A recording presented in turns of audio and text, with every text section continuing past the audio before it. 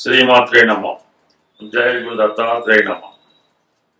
మకర రాశి వారికి శ్రీ పరాభవ నామ సంవత్సరంలో వివాహం కొరకు ఎదురు చూస్తున్న యువతీ యువకులకి ఏ నెలలో వివాహం అనుకూలంగా ఉంటుంది అని ఈ వీడియోలో తెలుసుకుందాం. అలాగే జాతకరీత్యా ఉన్నటువంటి గ్రహ దోషాల వలన మీకు వివాహం ఆలస్యం అవుతుంటే ఆ గ్రహాలకి పరిహారం ఇవన్నీ కూడా ఈ వీడియోలో తెలుసుకునే ప్రయత్నంలో మకర రాశి వారికి సప్తమాధిపతి చంద్రుడు. ఈ చంద్రుడు మరి తొందరగా ప్రయాణించే గ్రహం. అందుకని వీళ్ళకి ఈ వివాహ విషయంలో సంబంధాలు తొందరగా వస్తుంటాయి కానీ బేగా సెటిల్ అవు. అవి వాళ్ళు వెంబటనే నిర్ణయించుకుంటే తప్ప మళ్ళా వచ్చిన సంబంధం వెళ్ళిపోవడం అది జరుగుతుంటుంది. అది సాధారణంగా ఈ మకర రాశి వాళ్ళు సింహరాశి వారితో కానీ కర్కాటక రాశి వారితో కానీ వివాహం అన్నది చాలా వరకు నిషేధించడమే మంచిది. ఈ రెండు రాశులు విడిచిపెట్టి మిగతా రాశుల వారితో వివాహానికి అనుకూలంగా ఉంటుంది. అయితే ప్రస్తుతం ఈ మకర రాశి వారికి శని 6వ స్థానంలో సంచరిస్తున్నాడు మే 31 దాకా. అయితే 6వ భావం అన్నది 7వ భావానికి వ్యయస్థానం అవుతుంది. ఆ కారణం వల్ల ఈ మకర రాశి వారికి మే 31 వరకు వివాహానికి అనుకూలత ఉండదు. 31 నుంచి అంటే జూన్ 1వ తారీఖు నుంచి అక్టోబర్ 31 మధ్యన ఈ రాశి వారికి వివాహానికి చాలా అనుకూలంగా ఉంటుంది. అంటే గురువు ఉచ్చ స్థానంలోకి రావడం, తృతీయాధిపతిగా సప్తమ స్థానంలోకి రావడం, మీకు బాగా పరిచయం ఉన్నటువంటి తెలుసున్న సర్కిల్లోనే అంటే ఫ్రెండ్ సర్కిల్ అవ్వచ్చు, మీ కొలీగ్స్ అవ్వచ్చు, క్లాస్మేట్స్ అవ్వచ్చు, ఇరుగు పొరుగు వారి ద్వారా దగ్గర సంబంధమే అంటే ఒకరికి పరిచయం ఉన్న కుటుంబం నుంచి అమ్మాయి వచ్చే అవకాశం ఉంది. ఇది మకర రాశి వారికి అనుకూలమైనటువంటి వివాహ సమయం. అయితే ఇదే సమయంలో వివాహానికి అనుకూలంగా ఉన్నప్పుడు కూడా అంటే ఈ మధ్యకాలంలో మీకు జూన్ 1 నుంచి అక్టోబర్ 31 మధ్య సంబంధాలు వచ్చి కూడా సరిగ్గా సెట్ అవ్వడం లేదు, కుదరడం లేదు, వాయిదా పడుతున్నాయి అనుకుంటే అప్పుడు మీ జన్మ జాతకంలోకి వెళ్ళవలసి ఉంటుంది. ఈ జన్మ జాతకంలో ప్రధానంగా ఏంటంటే రాశ్యాధిపతి శని. ఈ శని భగవానుడు శుభగ్రహాలతో కలిసి ఉంటే తొందరగా వివాహం జరుగుతుంది. అలాగే సప్తమ భావం అంటే మీ యొక్క జన్మరాశిలో సప్తమ భావంలో పాపగ్రహాలు కానీ అంటే శని కానీ రాహు కానీ కేతు కానీ లేకపోతే రెండు పాపగ్రహాలు కలిసి కానీ ఉన్నప్పుడు వివాహానికి ఆటంకాలు ఏర్పడుతుంటాయి. అలాగే సప్తమాధిపతి చంద్రుడు రెండు పాపగ్రహాల మధ్య పడ్డ పాపగ్రహాలతో కలిసి ఉన్న లేదంటే సప్తమ భావం అయినటువంటి కర్కాటక రాశి రెండు పాపగ్రహాల మధ్య పాపకర్తాల యోగంలో ఉన్న ఈ వివాహానికి ఆటంకాలు ఏర్పడుతూ ఉంటాయి. అలాగే శుక్రుడు కూడా వివాహానికి కారణం అవుతుంది. ఎందుకంటే జలతత్వ గ్రహాలైనటువంటి చంద్రుడు శుక్రుడు వివాహాన్ని ఇవ్వడం జరుగుతుంటుంది. ఈ శుక్రుడు కూడా రవికి మరీ దగ్గరగా ఉండి కంబస్ట్ అయినా, శనితో మరీ దగ్గరగా ఉన్నా, శని మరియు శుక్రుడు సంసప్తక స్థితిలో ఉన్నా, అలాగే ఈ శుక్రుడు రెండు పాపగ్రహాల మధ్య ఉన్న రెండు పాపగ్రహాలతో కలిసి ఉన్న వివాహం అన్నది చాలా ఇబ్బంది కలుగుతూ ఉంటుంది. అందువలన సప్తమ భావం పైన అంటే మీ యొక్క జన్మ రాశిలో సప్తమ భావంలో పాపగ్రహం ఉంటే ఆ పాపగ్రహానికి సప్తమాధిపతి చంద్రుడు ఏ పాపగ్రహంతో కలిసి ఉంటే ఆ పాపగ్రహానికి తగిన పరిహారం చేయించుకోవలసి ఉంటుంది. ప్రధానంగా నవాంశ కూడా ఈ సందర్భంలో మీరు పరిశీలించవలసి ఉంటుంది. నవాంశ జన్మ లగ్నంలో పాపగ్రహాలు ఉంటే జాతకుడు వివాహానికి ఇష్టపడరు.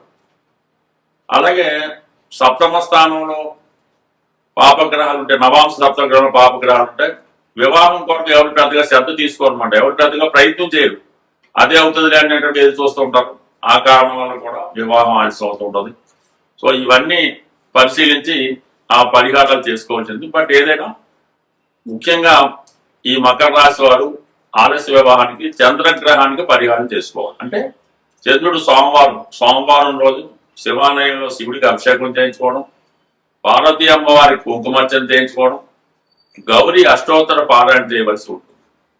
అలాగే ప్రతి పౌర్ణమి రోజు ఉపవాసం ఉండి సాయంకాలం పూట అమ్మవారికి పాలు నైవేద్యంగా పెట్టి లలితా సహస్రనామ ఏదో చదివి ఈ విధంగా ప్రతి పౌర్ణమికి నియమంగా ఉండడం వల్ల, గౌరీ అమ్మవారిని ఆరాధించడం వల్ల చంద్రగ్రహం అనుకూలంగా ఉంటుంది. ఇది కానప్పుడు ప్రతి సోమవారం శివాలయంలో శివుడికి ఆవుపాలతో అభిషేకం చేయించుకోవడం, సోమవారం నియమంగా ఉండడం, ప్రముఖ శివుని యొక్క పుణ్యక్షేత్రాలైనటువంటి అంటే మీకు దగ్గరలో ద్రాక్షారామం, భీమవరం, పాలకొల్లు, శ్రీశైలం ఇటువంటి శివక్షేత్రాలు దర్శించి అక్కడ కళ్యాణం, శివపార్వతుల కళ్యాణం జరిపించడం వల్ల కూడా వీళ్ళకి తొందరగా వివాహానుకూలత ఏర్పడే అవకాశం ఉంది.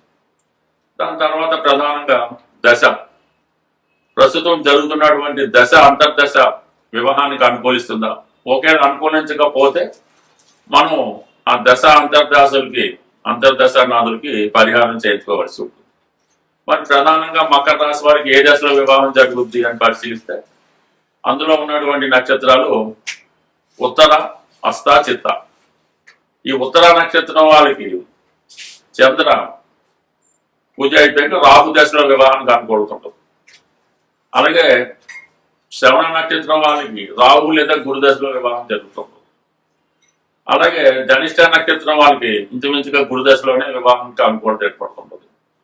అప్పుడు దశ అంతర్దశ ఏది జరుగుతుందో చూసి ఈ దశ అంతర్దశ రాజులు నవాంశలోను రాశిలోను అనుకూలంగా ఉంటే కంపల్సరీగా వివాహానికి అనుకూలత ఏర్పడుతుంది. ఎందుకంటే ఇక్కడ గురుబలం ఉంది కాబట్టి దశానాథుడు సపోర్ట్ చేస్తూ, అంటే దశ చాలా ఎక్కువ ఉంటుంది, 16 సంవత్సరాలు 18, 20 ఉంటుంది కాబట్టి అంతర్దశలో వివాహానికి ఛాన్స్ అవుతుంది. కాబట్టి ఈ విధంగా అంతర్దశానాథుడు కూడా పరిహారం చేసుకొని, అలాగే ప్రధానంగా ఈ మకర రాశి వారు మరి ఎక్కువగా మంగళవారాలు, ప్రతి మంగళవారం హనుమాన్ ఆలయ దర్శనం చేసుకోవడం వల్ల, హనుమాన్ని తమలపాకులతో అర్చించడం వల్ల కంప్లీట్ గా ఈ మకర రాశి వారికి తొందరగా వివాహం జరిగే అవకాశం ఉంటుంది. స్వస్తి.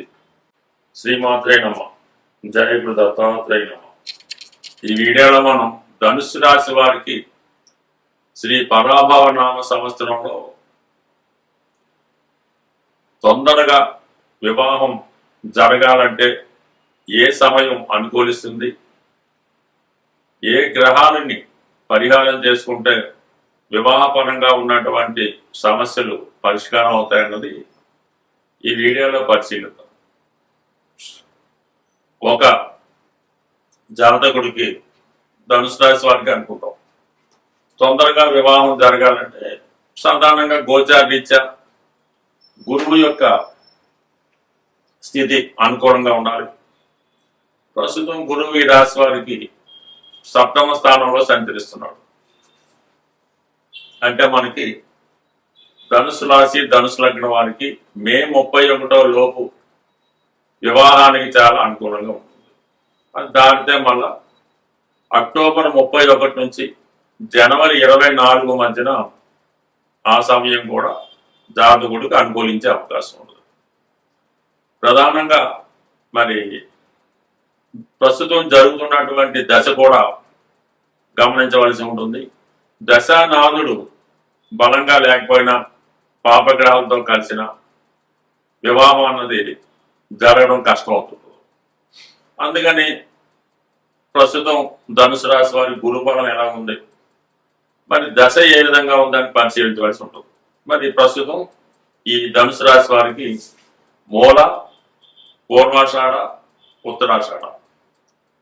మూల నక్షత్రంలో జన్మించిన వారికి కేతు మహాదశ బాల్యంలో 7వ సంవత్సరం దాకా ఉంటుంది, అంటే పాదాన్ని బట్టి మాత్రం ఉంటుంది. శుక్ర మహాదశ 20 సంవత్సరాలు, అంటే అదృష్టం బాగుండే మంచి డెవలప్మెంట్ ఉంటాయి. శుక్ర మహాదశలో వివాహం జరిగే అవకాశం ఉంటుంది ఈ ధనుసు రాశి వారికి. అంటే ఎర్లీ మ్యారేజ్ అనుకుంటాం 90 డేస్ బట్టి 26, 25 జరిగినప్పుడు ఓకే. లేదు, జరగడం లేదు, ఆ టైంలో వివాహం చేయాలనుకుంటే మాత్రం శుక్రగ్రహానికి పరిహారం చేయవలసి ఉంటుంది. శుక్రగ్రహానికి పరిహారం ఏం చేస్తాం? అమ్మవారి ఆరాధన, లక్ష్మీ అమ్మవారిని తామర కలవకులు అని కూడా కొన్ని ప్రాంతాలు అంటారు, వాటితో అమ్మవారికి అర్చన చేయించడం, శ్రీ సూక్తం, లక్ష్మీ స్తోత్రం, కనకదాన స్తోత్రం లాంటివి పారాయణ చేయడం, ప్రతి పౌర్ణమికి అమ్మవారికి పాయసం నివేదన నైవేద్యంగా చేసి మరి లలితా సహస్రనామం పారాయణ చేయడం వల్ల ఇది కామన్గా శుక్రమహాదశ అనుకూలించే అవకాశం ఉంది. శుక్రమహాదశ దాటితే అంటే కొంతమందికి 25లోనూ, కొంతమందికి 26లోనూ, కొంతమందికి 23లో కూడా రవి మహాదశ వస్తుంది. ఈ రవి మహాదశ వివాహానికి అంత సపోర్ట్ చేయదు ఎవరికన్నా సరే. ఒకవేళ రవి దశలో వివాహం జరిగినా కొన్ని అనుకోని ఇబ్బందులు ఎదురవుతూ ఉంటాయి. అందుకని రవి దశలో సాధారణంగా వివాహం చేయకుండా ఉంటేనే మంచిది. తప్పనిసరి పరిస్థితుల్లో చేసుకోవచ్చు రవి గ్రహానికి పరిహారం చేసి. అంటే ఎవరైతే రవి మహాదశ జరుగుతుంది ధనుసు రాశి ధనుసు లగ్నం వారికి, వారు రవిగ్రహ పరిహారం నిమిత్తం సూర్య భగవానికి పరిహారం అంటే ఆదివారం నియమంగా ఉండడం, రోజు సూర్య నమస్కారం చేసుకోవడం, ఆదిత్య ఉదయం పారాయణం, ఒకసారి గోశాలను దర్శించి గోశాలలో ఒక 10 కిలోల గోధుమలు గోశాలలో డొనేట్ చేయవలసి ఉంటుంది. ఒకసారి పౌర్ణమి రోజు లేదా ఏకాదశి రోజు మీ యొక్క తారాబలం చూసుకొని సత్యనారాయణ స్వామి వారి వ్రతం ఆచరించవలసి ఉంటుంది. ఈ విధంగా చేసుకోవడం వల్ల కంప్లీట్గా మీకు ఈ రవి యొక్క అనుగ్రహంతో రవి దశలో వివాహం జరుగుతుంది. జరిగినా కూడా పెద్ద ఇబ్బంది లేకుండా ఉండే అవకాశం ఉంది. దాని తర్వాత వస్తే చంద్రమహాదశ మాత్రం 100% వివాహానికి అనుకూలం. అంటే ఇమీడియట్ గా చంద్రుడే వివాహం చేస్తాడు, లేదా కుజుడు కూడా చేయొచ్చు. అందువల్ల మరి రవి దశలో ఉన్న వాళ్ళు ఈ విధంగా పరిహారం చేసుకోవడం కానీ చంద్రదశ వచ్చేదాకా ఎదురు చూడటం కానీ చేసుకుంటే మంచిది. ఇవి అనుకూలించినా కూడా జన్మజాతకం కూడా పరిశీలించాలి. జన్మజాతకంలో ఉన్నటువంటి స్థితి అంటే సప్తమైనటువంటి మిథునంలో ఎటువంటి గ్రహాలు ఉన్నాయి, లగ్నాధిపతిగా ఉన్నటువంటి గురువు సప్తమైన మిథున రాశిలో ఉన్న, మిథున రాశి అధిపతి అయినటువంటి బుధుడు ధనుసు రాశిలో ఉన్న, అది మరి సాధారణంగా 2 వివాహాలు జరిగే అవకాశం ఉందని శాస్త్రం చెప్తారు. ఇప్పుడు మొదటి వివాహానికి అనుకోవట్లేదు, రెండో వివాహం గురించి ఆలోచించక్కర్లేదు, అందువల్ల దాని గురించి పెద్ద భయపడక్కర్లేదు. సప్తమ స్థానంలో శుభగ్రహాలను తొందరగా ఇలాంటి బుధుడు కానీ శుక్రుడు కానీ ఉంటే, చంద్రుడు ఉన్నా సరే వివాహం తొందరగా జరుగుతుంది.